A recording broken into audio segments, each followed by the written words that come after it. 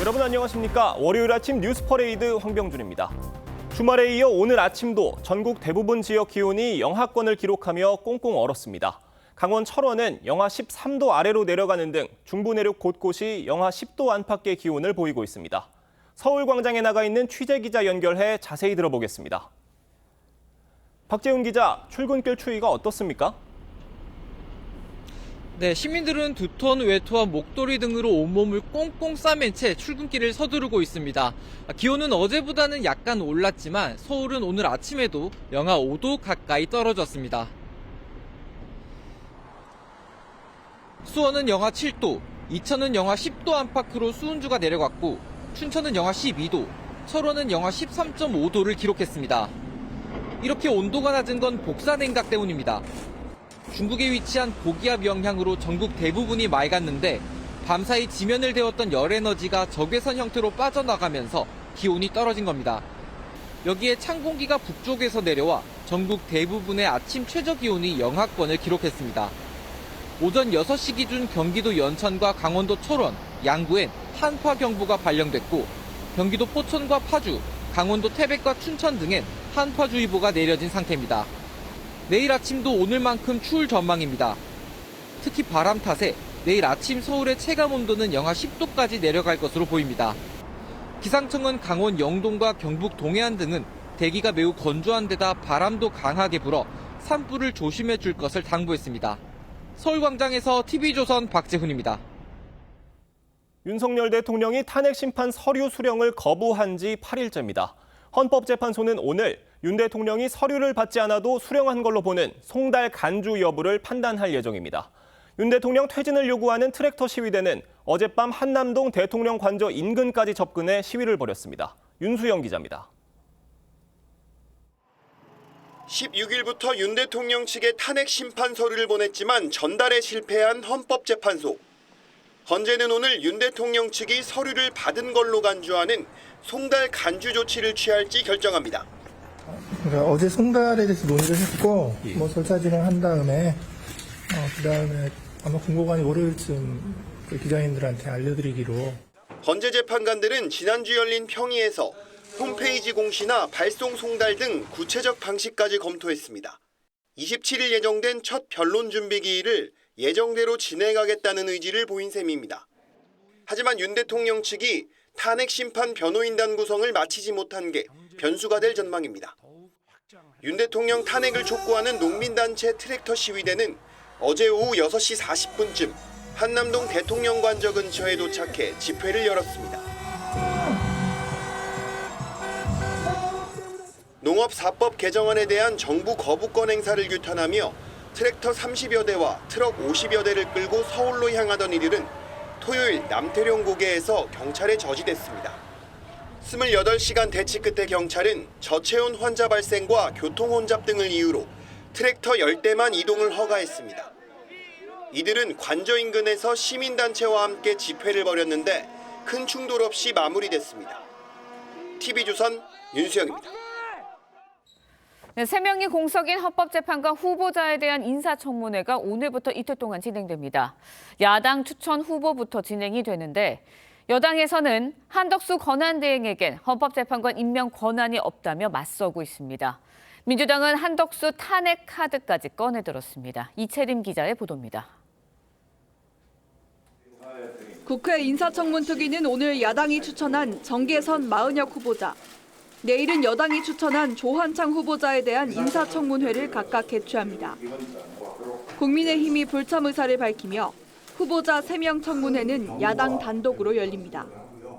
헌법재판관 임명은 기본적으로 국가 원수위주의에서 나오는 거기 때문에 대행으로서는 불가능하다라고 말씀을 드렸습니다. 여당은 야당이 후보자 임명 동의안을 강행 처리하면 헌법재판소에 권한쟁의 심판을 제기한다는 계획입니다. 하지만 민주당은 청문보고서를 이르면 26일 본회의에서 의결하겠다며 헌법재판관 임명 절차에 속도를 높이고 있습니다. 다음 달 중순 윤석열 대통령 탄핵 심판 본심리를 시작해 2월 중 결론을 내리겠다는 겁니다. 오늘부터는 윤 대통령 파면을 위한 비상행동에 돌입하겠다며 여론전에도 나섰습니다. 한덕수 권한대행에도 내일까지 김건희 여사 특검법 등을 공포하지 않으면 탄핵 절차에 착수하겠다고 압박했습니다. 24일까지 상설특검 후보의 추천 의뢰 그리고 특검 공포가 이루어지지 않는다면 그 즉시 책임을 묻겠습니다. 민주당은 주말 대규모 장애 집회도 검토하고 있습니다. TV조선 이채리입니다.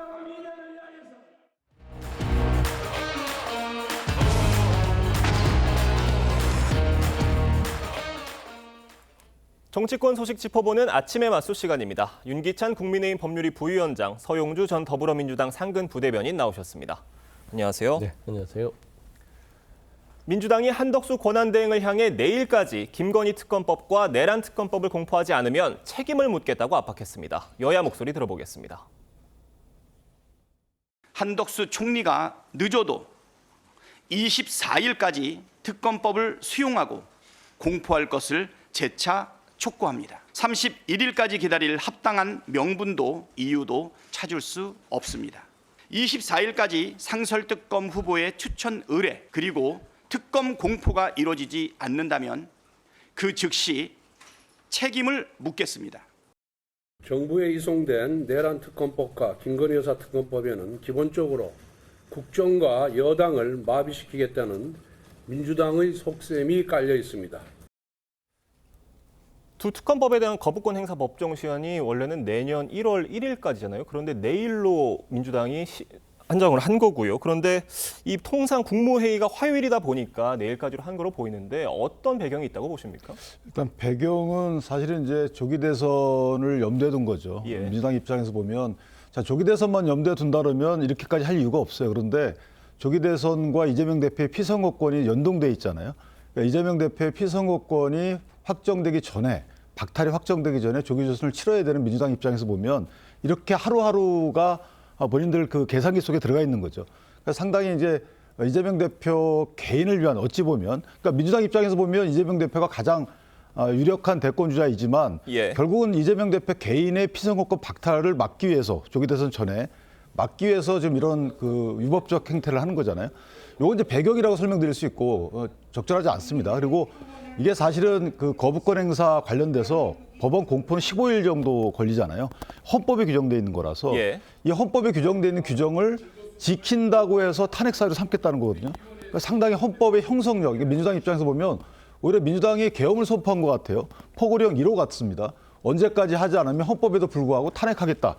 이런 무도한 게 어디가 있죠? 저는 개인적으로 촉구하는 건 괜찮습니다만은 이때까지 해 주십시오라고 하는 건 괜찮죠. 그냥 예. 정치적 공세니까.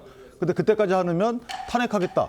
이거는 저는 그 반헌법적이다 이렇게 생각합니다. 지금 민주당에서 이렇게 한덕수 권한대행을 향해서 탄핵을 하겠다는 게 실제 탄핵을 염두에 두고 하는 발언인지 아니면 엄포용인지 이것도 민주당 내부에서도 시각이 엇갈리는 것 같아요. 어떻게 보십니까? 속내를 알 수는 없겠으나 정치적 상황을 보면 정치적 압박이죠. 예. 예, 뭐 탄핵을 하겠다고 해서 할 수 있는 상황들일까라고 생각했을 때는 그냥 좀 그 누구도 지금 대통령 권한대행이 대통령이라 할지라도 그 대통령 배우자 김건희 씨 특검에 대해서는 얼마나 나라가 혼란스러웠습니까? 그 부분 어차피 해야 될 거 빨리 하자.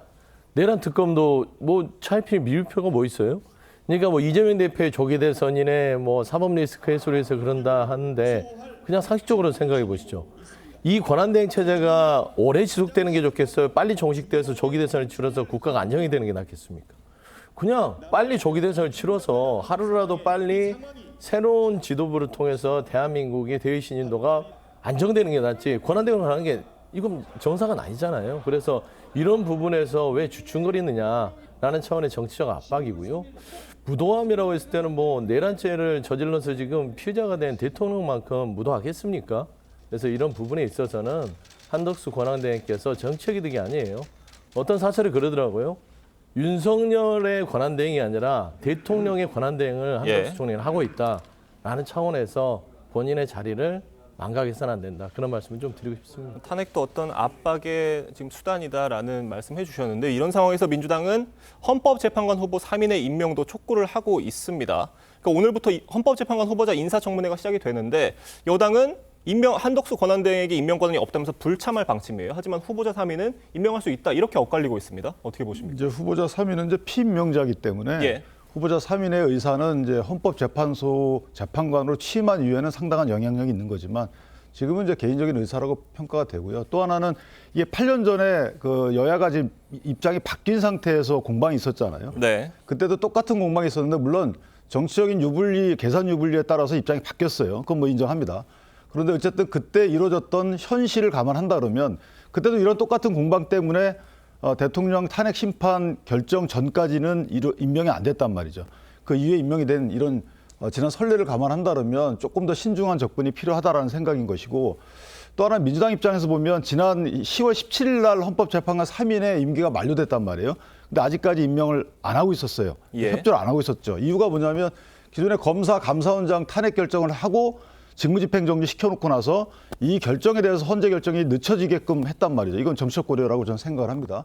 그런 민주당의 어떤 정치적 입장에 따라서 그때는 임명 안 하고 지금 또 서둘러서 임명하고 이런 것들도 국민적 시각에서 봐야 되겠다 이렇게 생각합니다. 지금 헌법재판관 임명에 대해서는 여야의 입장이 과거와 지금 또 바뀌어 있는 상황이고요. 현재는 그 민주당은 헌법재판관 임명해야 되지만 장관은 임명해서 안 된다고 하고 있고요. 반대로 국민의힘은 헌법재판관은 임명은 안 되지만 장관은 임명해야 된다 이런 입장입니다. 그러니까 대통령 권한대행의 직무 범위에 대한 논란이 계속되고 있는 거예요. 기록될 거는 국민의힘에서 이 혼란을 자초하고 있죠. 원칙대로 한다면은 첫 번째, 과거 민주당이 헌재 소장에 대해서 논박이 있었던 건 당시는 대통령의 임명목에 대해서 실제적으로 그거를 하는 게 맞느냐는 것이고 지금 국회 목에 대해서 국회가 추천하면 형식적인 임명이기 때문에 문제될 게 없다. 예. 대한민국에서요. 지금 헌법재판관 후보자를 권한대행할 수 없다고 하는 사람은 내란죄의 피의자를 배출한 국민의힘 의원들밖에 없습니다. 헌법재판소뿐만 아니라 지금 헌법재판소 법관 3인조차도 이거는 임명하는 게 맞다라고 했는데 무슨 근거로 저는 이 부분에 대해서 어깃장을 놓는지 모르겠고요. 두 번째, 민주당이 헌재는 임명해도 되지만 장관 임명하면 안 된다라고 하는 건 사실과 다릅니다. 헌재 재판관 부분들은 여러 가지 헌재의 입장과 법률가들의 입장을 다 들어서 그렇게 주장하는 것이고 이 장관 임명에 대해서는 지금 국정안정 여야 협의체가 만들어졌잖아요. 거기에서 권선동 원내대표랑 해서 거기서 논의해서 우리 장관 임명에 대해서는 하자라는 것이에요. 그렇기 때문에 민주당 입장은 장관 안 된다라고 이렇게 완전히 구분지어서 하는 것들은 좀 사실과 다르다라고 네. 말씀드리고 싶습니다. 지금 뭐 가정입니다만 민주당이 만약에 한대행에 대해서도 탄핵을 현실화한다고 한다면 권한대행의 대행까지 나오는 상황입니다. 정말 우려가 나오는 상황인데 어떻게 보십니까? 글쎄요, 민주당이 탄핵을 전 하지 않을 거로 봅니다. 그 정도까지 반헌법적이라고 생각을 하지는 않고 다만 이제 탄핵을 만약에 추진한다면 의결 정족수가 문제가 되잖아요. 예. 근데 지금 민주당이 스스로 자충수를 둔 것이 만약에 총리 시절에 어떤 사유 갖고 뭐 계엄에 그 국무회의에 참석했다 이런 사유 갖고 탄핵을 추진했으면 진작 했어야 되는 거고 그때 이재명 대표가 안 한다 그랬잖아요. 그 다음에 다시 시작하는 건데 그 탄핵을 하려고 시도하는 이유가 뭐냐면 말을 안 듣는다는 거죠. 대통령 권한대행으로서 권한행사와 관련돼서 본인들 뜻대로 안 한다. 다시 말하면 대통령 권한대행의 그 권한행사 관련된 실질적인 사유로 탄핵을 추진하는 거기 때문에 그렇다면 3분의 2가 맞죠. 제적의 3분의 2. 총리 당시에는 3분의 과반이라는 민주당의 주장이 뭐 주장할 수는 있겠지만 지금 이 사안에서 새로이 탄핵을 주장하고 있기 때문에 저는 3분의 2라는 제적 그 정족수 그 부분이 맞다고 보고 스스로 자충수렸다고 보는 거고요. 다만 민주당 내에서도 양식이 있는 분들이 많기 때문에 이렇게 탄핵을 추진해서 본인들의 정략적 이익 때문에 국정 안정을 흔드는다. 저는 그렇게까지 가지는 않는다고 생각합니다. 서용주 대변인 보시기엔 어떻습니까? 그러니까 표결 정족수 말씀을 해주셨는데 결국 대통령 권한대행을 탄핵하는 거냐, 총리를 탄핵하는 거냐 이 시각 차이인 것 같아요. 그 무의미한 논란이죠. 예. 그러니까 지금 현재 정치적 압박을 하는 것은 그 의미가 한덕수 권한대행이 국가의 혼란 상황을 빨리 조기에 안정화시킬 의지가 있냐 없냐는 정치적 압박으로 하는 거예요. 지금 탄핵을 하겠다고 나선 게 아닙니다. 그러니까 이건 예. 따지고 보면 탄핵이라는 말도 안 썼고요. 정확하게 워딩을 하면은 책임을 물을 것이다 그랬어요. 책임을 묻는 방법은 여러 가지가 있겠죠. 뭐 탄핵에 대한 법적 책임도 있을 것이고 정치적 책임에 대한 것도 있을 것이에요. 그러니까 아무리 권한대행이 소극적 권한을 한다 하더라도 그러면 지난 윤석열 대통령이 그렇게 묻지마 거부권을 했던 거를 그대로 바통을 이어가서 가는 것들이 권한대행이 할 일이냐? 저는 그건 아니라고 봅니다. 지금의 상황 자체는 국정 자체가 거의 무너져가고 있습니다. 그러면 어떻게라도 이거를 빨리 조기에 해소시키기 위한 결단을 해야 되는 것이고 그게 최소한의 소극 정행으로서 헌재 법 재판관들 후보자들이 임명하고 그다음에 이 내란 특검과 김건희 특검을 인정함으로써 빨리 진행될 건 빨리 진행된 게 나아요. 국민들은 다 그렇게 생각할 겁니다. 왜 이걸 밀어놓고 계속해서 여야 간에 이런 혼란만 초래하게 만드냐라는 차원에서 좀 현명한 판단을 하라는 정치적 압박이니 이 부분을 지금 총리를 탄핵한다, 만다라는 어떤 이 부분들이 현실화된 것처럼 얘기하는 것은 좀 아직은 좀 시기상조 같습니다. 근데 사실은 이제 탄핵 정족수 관련돼서 논란이 많은데 뭐 이전에 그 박근혜 전 대통령 탄핵 시절에도 예. 황교안 권한대행과 관련된 탄핵 논의가 있었어요. 그때도 정족수 관련돼서 논방이 있었는데 그때 입법조사처에서는 이제 대통령의 탄핵 소추 의결 요건에 준해서 해야 된다라고 해석을 내놨고요. 예. 실제 총리와 권한대행이라는 건 불가분의 관계입니다. 어떤 것이 총리고 어떤 것이 권한대행이죠. 총리에 대해서 탄핵 의결하면 권한대행 직도 잃잖아요. 그러니까 사실은 좀 더 높은 정족수를 할 수밖에 없는 거고 마지막으로 아까 말씀 주신 것 중에 이정미 당시 헌법재판관은 대법원장 추천 목시였다는 거. 그래서 그 당시에도 임명 안 하고 뒤늦게 임명했다는 거 다시 한번 말씀드립니다. 정족수에 대한 논의 자체는 또 다소 무의미할 수도 있다 이런 말씀 주셨고요. 또 과거에 그렇죠. 사례가 근데 있다 이런 말씀 정족수를 짧게 주셨. 말씀드리면 정족수도 실상은 이 직책이라는 총리는 지난 대통령이 임명한 거예요. 권한대행은 그러니까 대통령은 선출된 권력입니다. 그런데 권한대행은 선출되지 않았어요. 그렇기 때문에 선출되지 않는 모든 직에 있는 사람은 정족수는 국무위원회에 준한다라고 보는 것이 맞지요. 네. 다만 근데 또 선출은 안 됐지만 예. 헌법에 의해서 권한이 주어진 게 권한대행이에요. 그러니까 헌법에 의해서 권한이 주어진 거기 때문에 사실은 이게 민주당이 말씀하시는 것처럼 이전에 대통령이 임명한 사람 아니냐. 그건 예전에 임명한 사람이죠. 근데 지금은 물론 그때도 임명하고 나서 국회 동의까지 했어요.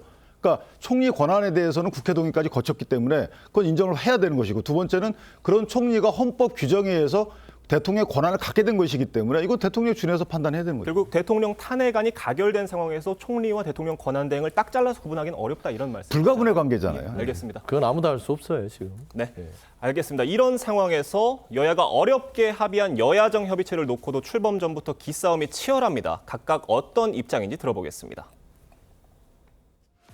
권성동 국민의힘 대표 권한대행이 여야정 협의체에 참여하기로 밝혔습니다.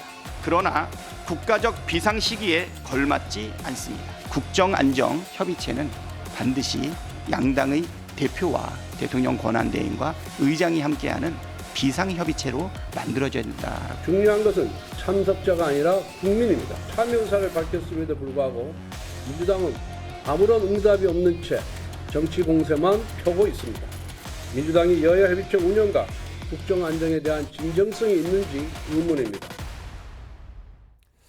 그러니까 여야 대표가 참여하느냐 원내대표가 참여하느냐를 놓고 이 문제인 건데 결국 이재명 대표의 참여 여부가 관건인 것 같아요. 근데 이재명 대표가 참여하시면 안 되죠. 왜냐하면 이제 뭐 말씀하신 대로 조기 대선 곧 있겠다고 그런 스케줄 잡고 활동하고 계시잖아요. 그렇기 때문에 이재명 대표가 참여하시게 되면 그거 중앙선관위가 사전선거 운동을 해야 되는 거 아닌가요? 이제 팜플렛 관련돼서 편파적인 해석과 같이 이게 사실은 국정 안정과 관련된 그 논의로 가려고 그러면 국회와 정부의 협조겠죠. 근데 네. 국회를 구성하는 것은 이제 원내대표들이기 때문에 또 하나 입법권은 국회에 있는 거죠. 정부와 협조를 하는 입법권을 행사해야 되는 거잖아요.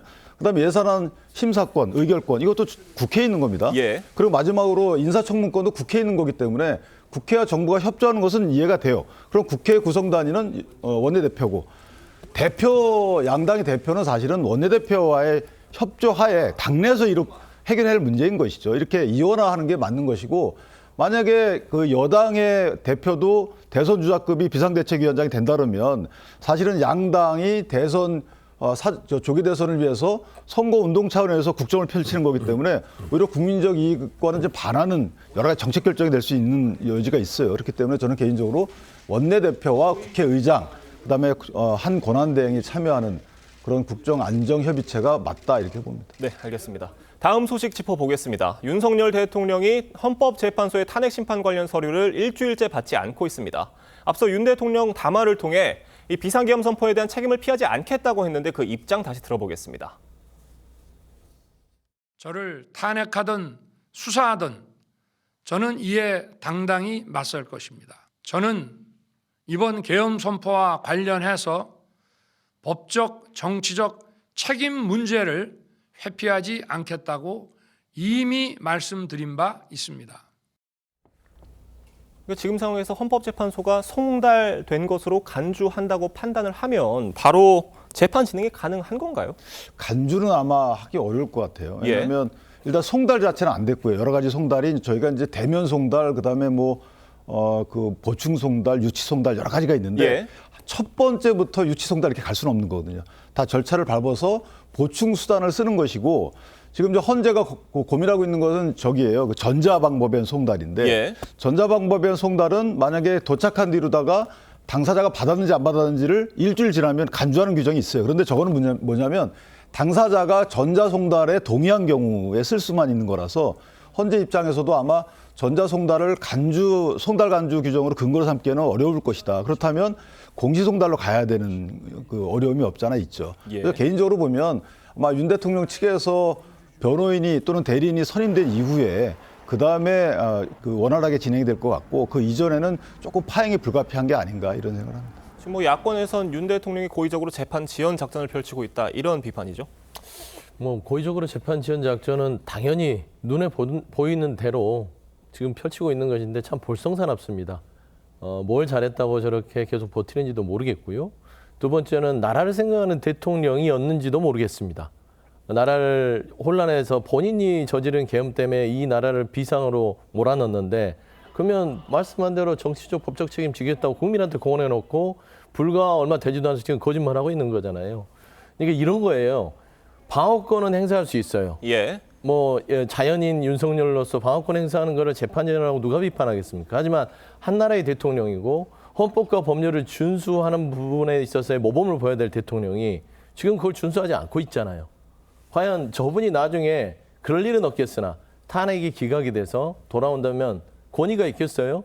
헌법과 법률이 준수도 안 한 사람, 그다음에 이 비상사태를 했으면서 나라를 책임지지 않는 사람. 그러니까 이미 사실상 탄핵이 국민들한테 인용이 됐다고 보는 대통령이기 때문에 그냥 본인의 어떤 나머지 인생을 위해서도 출석하고 법률과 헌법을 준수하는 모습을 보이셔라. 그게 낫다. 그런데 이거는 대통령 개인 윤석열의 방어권 행사로 볼 여지도 없지 않아 있어요. 옛날 이재명 대표도 야당의 대표로서 그렇게 한 게 아니잖아요.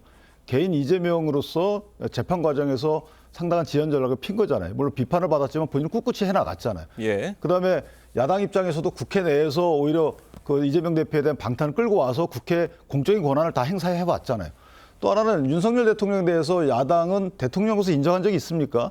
대통령으로서 인정한 적이 전혀 없어요. 존중한 적도 없어요. 그래놓고 개인적인 이런 방어권 행사, 물론 좋아 보이지는 않습니다만 이런 방어권 행사에 대해서 저렇게 또 대통령이 저러면 안 된다. 그러니까 사실은 이럴 땐 저렇고 저럴 땐 저렇고 이런 이중적인 잣대를 쓰는 것도 맞지 않고 어쨌든 제가 볼 때는 국민은 비판할 여지가 있지만 민주당은 이재명 대표의 기존의 행태를 감안한다면 여기서 개인 윤석열이 왜 저렇게 하느냐에 대해서 아니 탄핵 대리인단을 지금 선임 못 해가지고 그렇다는 거 아니겠어요? 그렇다면 그 선임된 이후에도 만약에 지연 전략을 쓰면 그때 비판해도 늦을 것 같지 않아요? 지금 실제로 대통령이 변호인 선임에 다소 어려움을 겪고 있다 이런 관측도 있는 것 같아요. 왜냐하면은 이 내란 혐의 변호에 선뜻 나서려는 변호사들이 나오지 않아서 실제로 좀 시간이 걸리고 있다 이런 분석인데 물론 이렇다고 하더라도 이런 이유 때문에 이런 서류 접수까지 피하는 건 대다수 국민 눈높이에 부합하지 않는다고 얘기할 수 있겠습니다만 어떻게 보십니까? 아니 잘한 게 있으면 변호사 선임이 힘들겠습니까? 옆에서 보더라도 아무리 친한 사람들도 정말 잘못된 일을 했다고 생각했기 때문에 변호사들이 안 오는 거고요. 그냥 이재명 대표 자꾸 비교하는데 이재명 대표가 재판을 지연하든 그러니까 재판에서 유죄를 받든 무죄를 받든 민주주의 파괴와 국정 혼란을 초래합니까? 그건 본인의 정치적 책임이잖아요. 국민들한테 큰 피해를 주지 않아요. 민주당이 큰 피해는 주겠죠. 대통령입니다. 대통령이 법적 절차를 준수하지 않고 계속해서 이런 식으로 재판을 지연시키면 나라는 그 시간만큼 혼란스럽습니다. 경제, 주가, 환율, 국제 신인도 뚝뚝 떨어지는데 본인 개인 윤석열을 보호하기 위해서 이런 짓을 한다.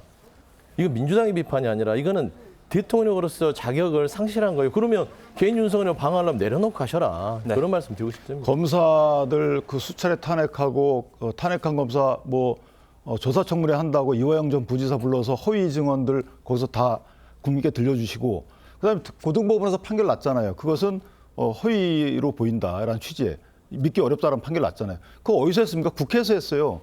그럼 국가 공권력 남용 아닌가요? 똑같은 거예요. 네, 공권력 남용이라도 국가의 전체적인 비상사태를 초래한 건 아니었다. 그거는 정치적인 부분에 있어서 비판의 대상이지만 이거는 지금 국가의 근간을 흔들고 있다. 저는 그 차이는 명백히 다르다고 봅니다. 그러니까 윤석열 대통령과 이재명 대표의 재판 지연에 대한 각각의 입장을 말씀을 해주셨습니다. 두 분과는 여기서 인사드리도록 하겠습니다. 감사합니다. 경찰이 햄버거집 개업 모의를 주도한 혐의를 받는 노상원 전 정보사령관을 불러 조사했습니다. 노 전 사령관 거처에서 확보한 수첩 내용에 대해 집중 추궁했는데 여기엔 계엄 당시 부대 배치 등이 담긴 것으로 알려졌습니다. 황선영 기자입니다. 비상계엄 선포 이틀 전과 당일 문상호 정보사령관 등에게 선관위 장악 계획을 지시한 혐의를 받는 노상원 전 정보사령관. 12월 1일 날 만나서 계엄이 있을 것 같다.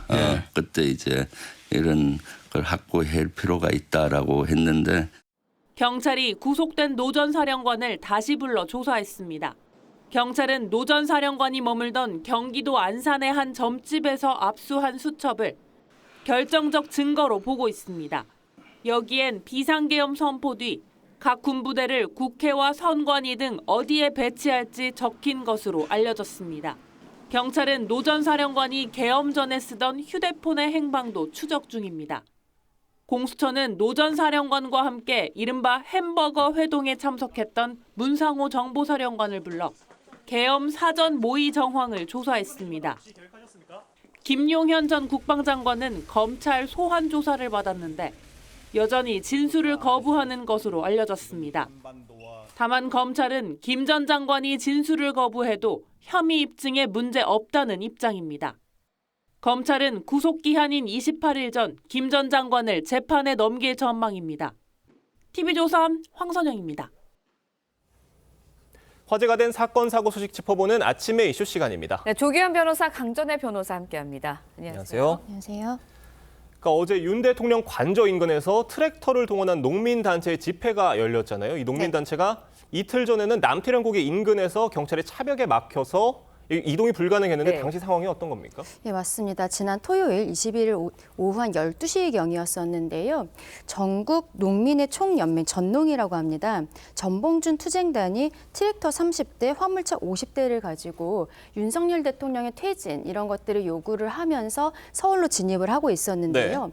서초구 남태령 부근에서 경찰의 차벽에 막히는 일이 생겼습니다. 당시 경찰에서는 이 트랙터들이 최고 시속이 한 30km 정도밖에 되지 않기 때문에 이 서울로 진입을 했을 때 교통의 극심한 혼잡이 예상이 된다라고 하면서 제한 통고를 했었던 것이거든요. 그런데 이 투쟁단이 돌아가지 않고 그 자리에 있으면서 시위를 한 28시간 정도 계속하게 된 것입니다. 결과적으로는 어제 오후 4시경에 경찰과 협의를 해서 올라온 차들 중에서 트랙터 한 10대 정도만 대통령 관저 쪽으로 가는 것으로 협의가 되었고요. 그 과정에 있어서 시위대와 경찰 간의 충돌이 좀 있었습니다. 그래서 시위대 2명이 공무집행 방해로 경찰에 연행되는 사건도 있었습니다. 그런데 이제 차벽이 철거되는 그 과정에서 민주당 소속 의원들이 경찰과 농민단체를 설득하고 조율해서 이 차벽이 철거가 되면서 일부 트랙터가 서울로 진입할 수 있었던 건데 이걸 두고 경찰이 또 민주당의 눈치를 너무 본 거 아니냐 이런 지적도 들어요. 그렇게 보이지 않습니다. 왜냐하면 이 차벽 차단 자체가 위법적인 집회 시 자유의 제한이거든요. 그러니까 원래 신고된 집회였고 이런 식의 이 행동 자체도 다 신고된 겁니다. 그러니까 우리나라 헌법 21조에는 집회 결사의 자유가 보장돼 있고 허가제로 운영하지 않는다고 명시하고 있습니다. 이 집회는 신고된 집회였고 이 남태령 진입 직전까지는 아무 문제 없이 경찰의 안내를 받으면서 들어오고 있었던 겁니다. 원래 행로대로 안내해서 들어왔다면 여기에서 막힐 이유도 없고 본 집회장까지 간 다음에 평화롭게 해산될 집회였는데 경찰이 막게 되면서 28시간의 대치가 시작된 거였고요. 이 상황을 방치할 경우에 오히려 상황이 악화될 것을 우려한 민주당 의원들이 가서 중재하고 협의하고 이 허가된 집회라는 신고된 집회, 합법적 집회라는 거를 설득을 해서 이 대치 상황을 풀어낸 거죠. 오히려 경찰이 이렇게 무리하게 막은 것 자체가 여전히 직무 정지된 대통령과 국민의 힘의 눈치를 보는 게 아니냐 이런 시각도 있을 수 있습니다. 네. 계속해서 비상계엄 수사 상황 알아보겠습니다. 경찰이 윤석열 대통령의 휴대전화 통화 내역을 확보한 것으로 전해졌습니다. 이게 통화 내용이 아니고 내역이다 보니 분명 어떤 한계도 있을 텐데 어디까지 확인을 할 수가 있는 겁니까? 네, 맞습니다. 경찰에서 정식으로 통신 영장을 발부받아서요. 윤석열 대통령의 개인 휴대전화의 통신 내역을 발급을 받은 부분이 있습니다. 결과적으로는 비상계엄 당일의 행적을 좀 조사를 하겠다라고 하고 있는데 여기에 있어서 그날 누구와 통화를 했는지 통화 내역이기 때문에 일단은 그 부분을 중점적으로 볼 것으로 보이고요. 다만 이것은 일반 개인 휴대전화입니다.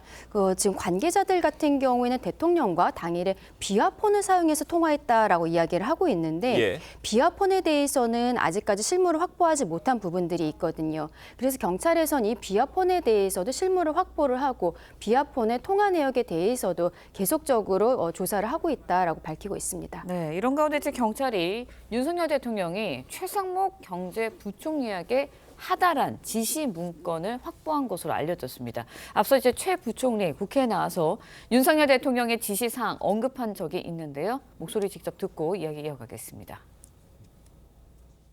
그거 대통령 지시사항인데 그거 안 보는 사람이 어디 있어요? 지시사항이 아니고 참고하라고 줬습니다. 근데 저는 사실 그 당시에 경험도 없었고 제가 이 개혁을 반대했기 때문에 그 상황에서 이제 받은 자료에 대해서 관심도 없고 열어볼 의사도 없었습니다. 계엄을 전제로 한 그 조치 사항 같은 걸로 느낌을 받았습니다. 딱 보니까 비슷한 문건이길래 이건 우리가 무시하자 해가지고 덮었습니다. 네, 그러니까 이제 경찰이 확보한 그 해당 문건은 계엄 선포 직전에 열린 국무회의에서 윤 대통령이 최상목 경제부총리에게 하달한 지시 문건입니다. 그런데 이 내용이 지금 이 순간부터 국회 운영비 끊어라. 비상계엄 입법부 운영 예산을 짜라. 이런 내용이거든요. 그래서 이걸 갖고 지적을 하고 있는 건데 여기에 대해서 최상목 경제부총리는 열어본 적이 없다. 이런 내용이에요. 근데 이게 계엄 수사에는 어떤 의미를 갖는 거예요? 대통령의 내란 혐의를 입증할 중요한 물적 증거라고 보여집니다. 대통령이 이 몇 차례 담화를 통해서 얘기했던 건 2시간짜리 내란이 어디냐. 경고용이었다. 이런 얘기를 하고 있고 아마 주요하게 이후 이 수사 과정이라든가 공판 과정 또 탄핵 심판 절차에서 이 논리를 계속 펼쳐갈 것으로 보입니다. 그런데 경찰이 확보한 이 문건의 내용을 보면 국회 운영비를 뿜고 비상계엄 입법부 운영 예산을 편성하라는 직접 지시를 한 겁니다. 이건 뭐냐면 2시간짜리 내란이 아니라 이후에 국회 기능마비 상황을 전제하고 이게 장기화될 상황에서 예산 운영 지침을 내린 거거든요. 그러면 이 형법 91조의 국헌문란의 목적이라는 게 그대로 드러나는 지시사항이기 때문에 대통령의 2시간 내란 아니면 경고용 주장에도 불구하고 국헌문란의 목적을 그대로 드러내는 이 증거라고 볼 수 있어서 대통령의 내란 혐의 입증의 중요한 물적 증거라고 보여집니다. 이 부분도 저희가 짚어보겠습니다. 앞서 리포트 전해드린 대로 경찰이 노상원 전 사령관이 사용하던 수첩을 경기도 안산의 한 점집에서 확보를 하고 수사에 속도를 내고 있는데 이게 결정적 증거가 될 수 있을 것으로 보십니까? 이번 비상계엄 사태에 있어서 노상원 전 정보사령관이 굉장히 중요한 역할을 했던 것이 아닌가. 군 외에서 비선으로서 활약했던 것이 아닌가라는 의문들이 지금 많이 제기가 되고 있는데요. 경찰에서는 그 노상원 전 사령관이 운영하던 점집에서 직접 쓴 수첩을 지금 확보를 했습니다. 다만 경찰은 아직 이 수첩의 내용에 대해서 구체적으로 밝힐 수는 없다라고 이야기를 하고 있습니다만 언론에 보도가 된 바에 따르면은 이 목표 장소 이런 것들이 담겨 있다라고 알려지고 있거든요. 그런데 군부대 배치 계획 이런 것들이 구체적으로 써 있다기보다는 좀 추정되는 내용들로 있다고 합니다. 그래서 이 추정되는 내용들에 대해서 노상원 전 사령관에게 이 내용이 어떤 것인지 구체적으로 캐묻고 있는 것으로 알려지고 있는데요. 그리고 또 노상원 전 사령관이 햄버거집에서 2차례 회동을 한 것으로 지금까지 알려졌는데 그 이외에도 혹시 다른 회동이 있었는지도 지금 조사하고 있다라고 합니다. 네, 이런 가운데 이제 공수처가 어제 문상호 전 정보사령관을 구속 이후에 처음으로 소환을 했습니다. 앞서서 문 전 사령관 국회에 나와서 노상원 전 사령관 모른다고 했었는데요. 목소리 직접 들어보시겠습니다. 노상원 알아요, 몰라요? 잘 모릅니다. 예비역 소장 6441기 노상원 모른다고? 소령 때 1년 딱 근무한 적이 있습니다. 박근혜 청와대에서 근무한 적 있어요, 없어요? 1년 근무했습니다. 근무했죠? 예. 노상원 씨 그때 경호차장 했죠? 그렇게 기억하고 있습니다. 근데 몰라요? 그리고 김용현 장관 소개해 준 사람이 노상원이죠? 그렇지 않습니다. 그래서 김용현하고 매우 잘 알죠? 저도 제가 장관님이랑 처음 햄버거집에서 노 전 사령관이랑 어떤 지시 받으셨는지 어떤 내용 논의하셨나요? 선건이 직원 납치 계획하셨습니까? 네, 들으신 것처럼 문상호 전 사령관, 노상원 전 사령관을 모른다고 했거든요. 왜 그랬을까요? 그리고 또 어저께 공수처 수사가 있었는데 어떤 내용을 중점적으로 조사를 했다고 보세요? 일단 저 국회 발언이 아마 이틀 후인가 시점이었을 겁니다. 네. 초기 시점만 해도 그렇게 이제 감춰질 수 있을 거라고 오판을 했던 것 같고요. 또 드러나서는 안 되는 핵심 인물이라는 게 확인되고 있는 거 아니겠습니까? 김용현 장관과 함께 이번 내란 사태 핵심 이제 공범입니다. 주요 임무 종사자 중에도 실질적으로 선관위 장악이라든가 북파공작원 동원 또 선관위 직원에 대한 소위 말하는 감금 납치를 통해서 대통령이 담화에서도 밝힌 바 있는 이 선관위의 부정선거 의혹 이 부분에 집중했고 그 역할이 이번 이 내란 사태의 핵심적인 부분이기 때문에 아마 문상호 또 노상원으로 이어지는 그러니까 노상원 문상호로 이어지는 이 정보사령부 라인이 실질적으로 이번 비상계엄 내란 사태의 핵심이고 대통령의 어떤 지시가 있었다면 이 라인을 통해서 내란을 정당화할 수 있는 어떤 지시가 이루어졌을 것으로 보이기 때문에 이 부분에 대해서 초기에 어떻게든 숨기려고 했던 것이고 그런데 이제 숨길 수 없다는 사실들이 밝혀지고 있는 단계인 것 같습니다. 네, 경찰 수사상은 더 지켜봐야 될 것 같습니다. 두 분 말씀은 여기까지 듣도록 하겠습니다. 감사합니다. 고맙습니다.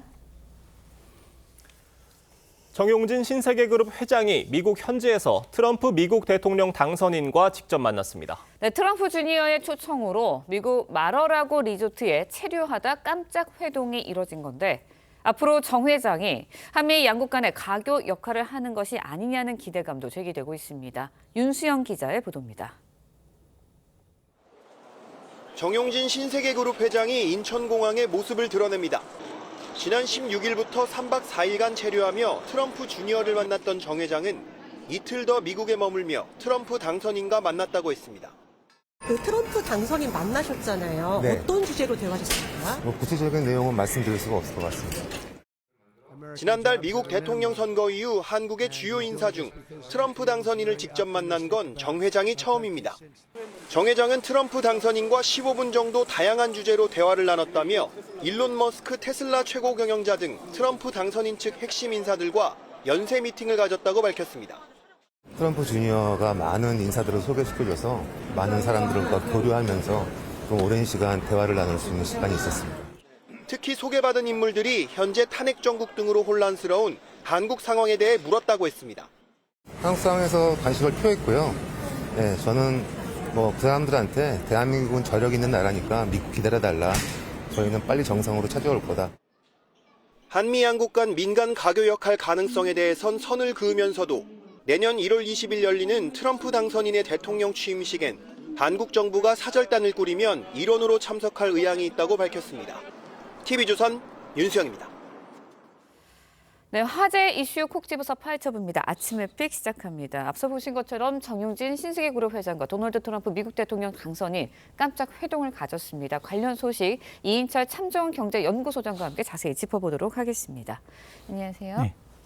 네, 보신 것처럼 정계, 계계, 그러니까 한국 사람으로서는 그 인사 중에 처음으로 트럼프 당선인을 만난 겁니다. 일단은 10분에서 15분 정도 회동이 오갔다고 하는데 어떤 이야기가 오갔는지는 밝히지는 않았어요. 맞습니다. 어떻게 예상을 해볼 수 있을까요? 트럼프 2기 관세 정책은 중국과 같은 이제 이 적대국뿐만이 아니라 동맹국까지 겨냥을 하고 있습니다. 그런데 우리는 지난해 대미 무역 흑자 63조 원, 사상 최대를 기록하고 있습니다. 근데 지금 현재 탄핵 정국으로 인해서 외교는 공백이죠. 골든타임 놓치는 게 아니냐라는 우려가 컸는데 어쨌든 말씀하셨던 것처럼 국내 정재계 인사 가운데는 최초로 정용진 신세계그룹 회장이 장남입니다. 트럼프 주니어 초청으로 인해서 트럼프 당선인과 10분에서 15분 정도 심오한 대화를 나눴다라고 얘기를 했는데요. 다만 정 회장은 선을 긋고 있어요. 당선인과 한국과 관련된 특별한 언급은 없었다라고 이제 얘기를 하고 있는데 이건 기업인으로서 네. 당선인과 만난 건 사실이지만 전반적인 외교, 경제적 현안을 논의할 만한 자리는 아니다라고 이제 선을 긋고 있는데 그럼에도 불구하고 이번 만남이 트럼프 당선인과의 한국인 정재계 인사 가운데에서는 최초다라는 그렇죠. 점에서 의미를 부여할 수 있습니다. 네, 트럼프 당선이 이제 다음 달이면 1월이면은 취임식을 갖게 됩니다. 그렇다 보니까 정 회장이 정부 요청이 오면 대통령 취임식에 참석할 의향이 있다 이렇게 밝혔거든요. 정부 대신에 미국과 이제 가교 역할, 소통을 하는 역할을 할 수도 있는 거 아니냐 이런 기대감도 있어요. 맞습니다. 정 회장이 지금 마르라고 리조트 체류 기간 동안 이 트럼프 주니어를 통해서 네. 일론 머스크와 같은 당선인 측의 주요 인사와 연쇄 미팅을 통해서 교류할 수 있는 시간을 충분히 가졌다라고 언급을 하고 있습니다. 그러다 보니 일각에서는 한미 관계에 있어서 정 회장이 민간 가교 역할을 해줄 것을 좀 기대하고 있는데요. 그러나 이제 원론적으로 그는 개인 사업가로 본인의 역할에 집중했다라면서 선을 긋고 있는 상황입니다. 네. 그럼에도 불구하고 이번 만남이 이제 신세계 그룹뿐만이 아니라 한국 기업 전반에 대해서 미국과의 어떤 경제 협력 네트워크를 구축하는 중요한 기회로 보고 있는데요.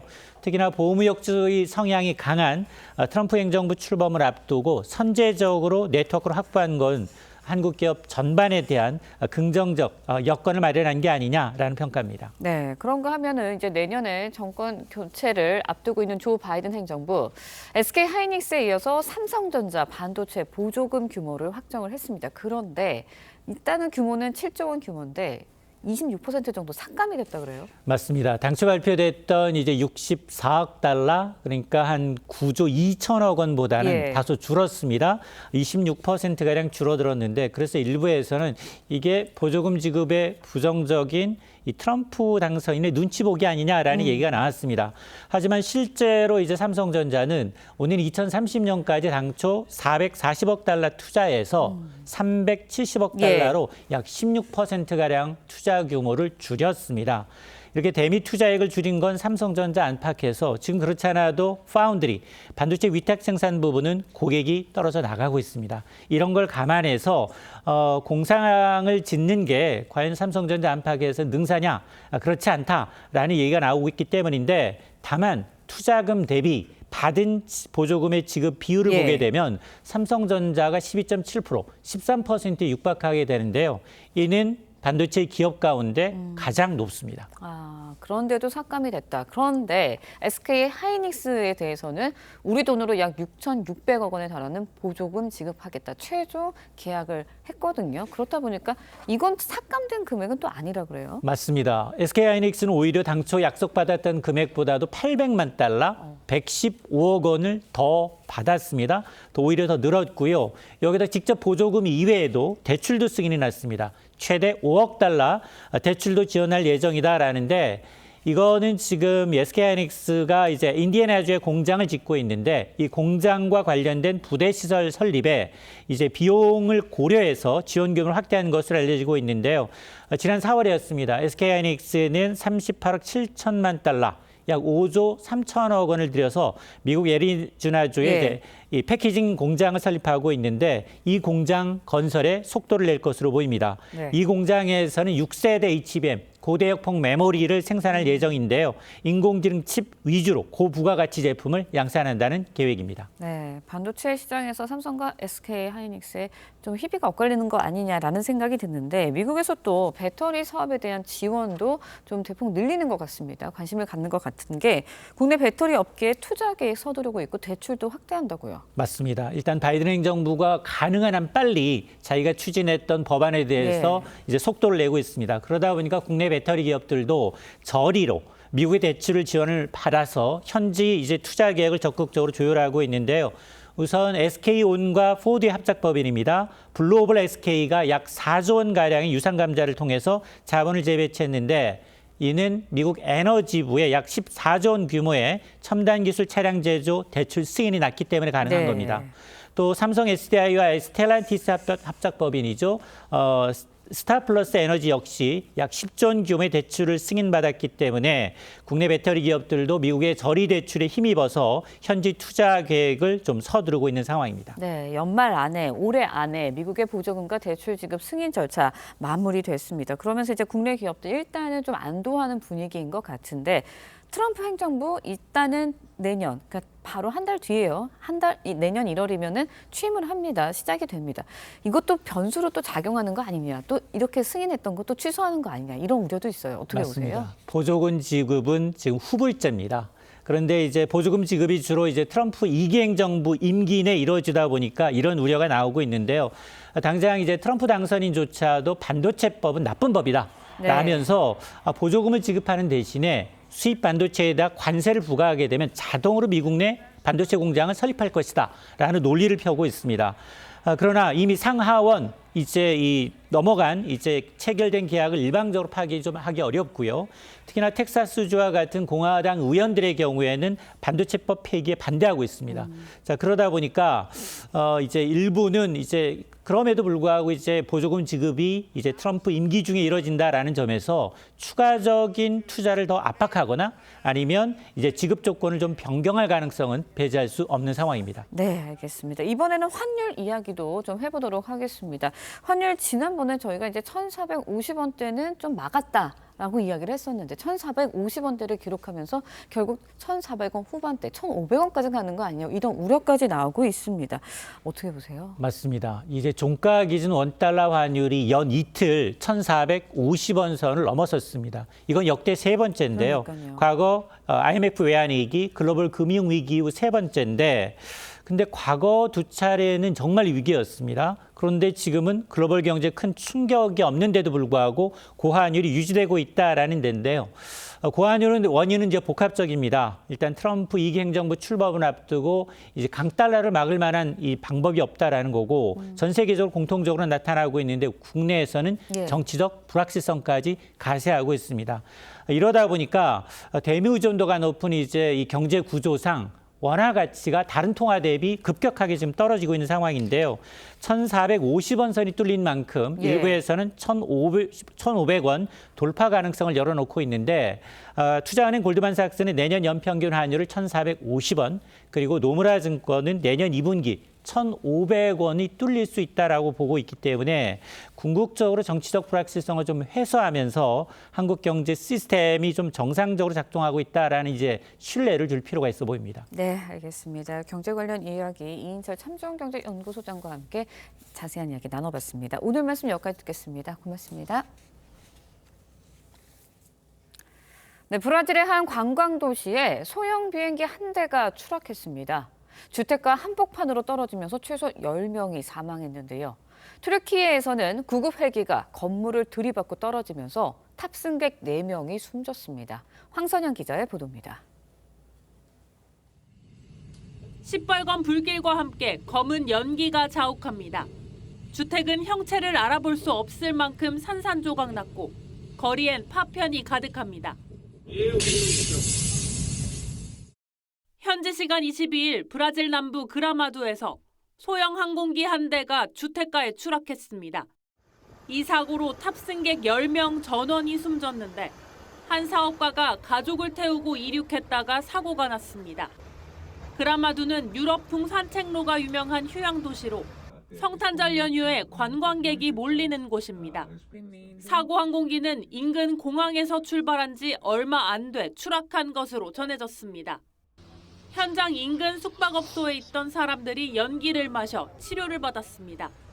O Estado está todo mobilizado aqui para dar o atendimento necessário. A gente tem 14 pessoas que foram até aqui. 유리로 된 건물 외벽이 부서졌고 그 바로 아래엔 빨간 헬기 조각이 나뉜 겁니다. 비슷한 시각 튀르키예 남서부에선 구급 헬기 한 대가 병원 건물을 들이받고 추락했습니다. 조종사와 의사 등 탑승객 4명 전원이 숨졌는데 짙은 안개가 사고 원인인 것으로 알려졌습니다. TV조선 황선영입니다.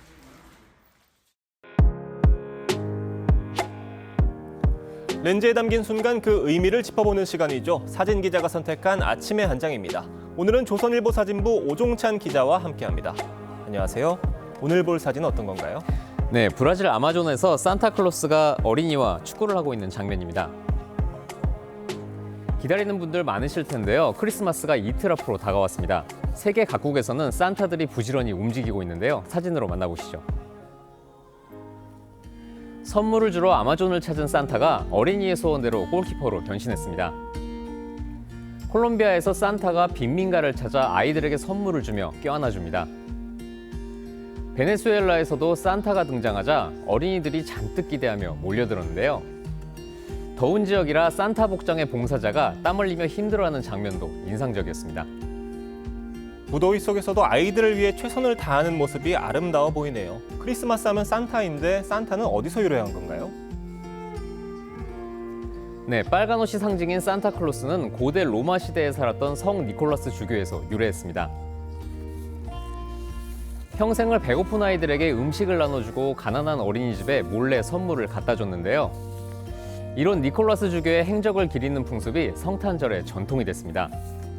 그의 빨간 주교복에 북유럽의 전설이 더해져서 사슴과 썰매를 탄 산타클로스가 탄생했습니다. 산타클로스의 의미처럼 크리스마스를 맞아 우리 주변에 소외된 아이들은 없는지 잘 살펴봐야 할 것 같습니다. 지금까지 아침의 한 장이었습니다.